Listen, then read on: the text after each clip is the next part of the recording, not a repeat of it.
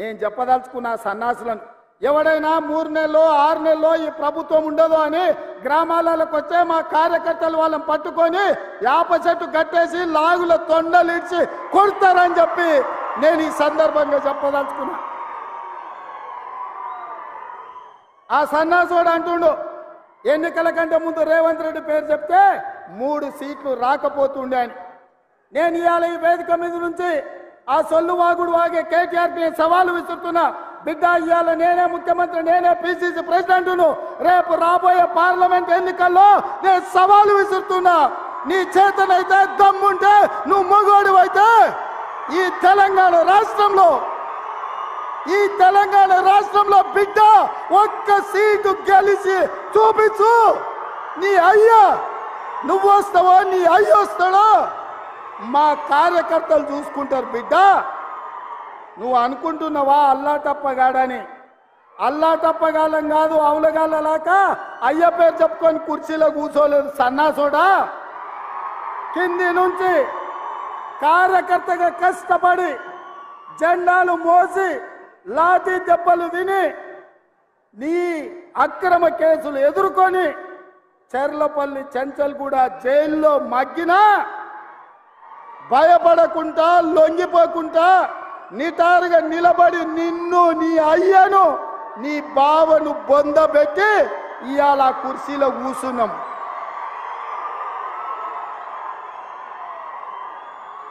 ఈ కుర్చీ ఇనాం కింద వచ్చింది కాదు, ఈ కుర్చీ అయ్య పేరు చెప్తే వచ్చింది కాదు బిడ్డ.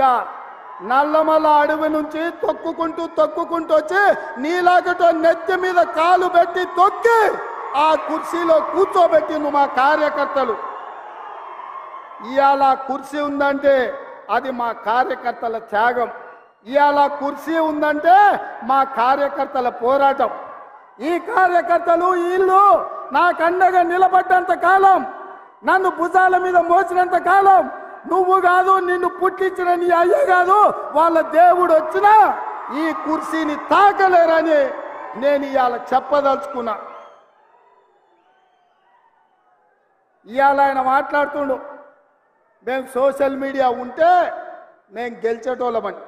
అరే సన్నాసోడా, ఉన్న టీవీలన్నీ సుట్టపొల్లవే కదరా. మాకేమన్నా టీవీ ఉందా? మాకేమన్నా పేపర్ ఉందా? మా అయ్య చూపించుకోవడానికి ఏమన్నా టీవీ ఇచ్చిండా? రాసుకోవడానికి ఏమన్నా పేపర్ ఇచ్చిండా? సొల్లువాగుడు వాగడానికి మాకేమన్నా మైకులు ఇచ్చిండా?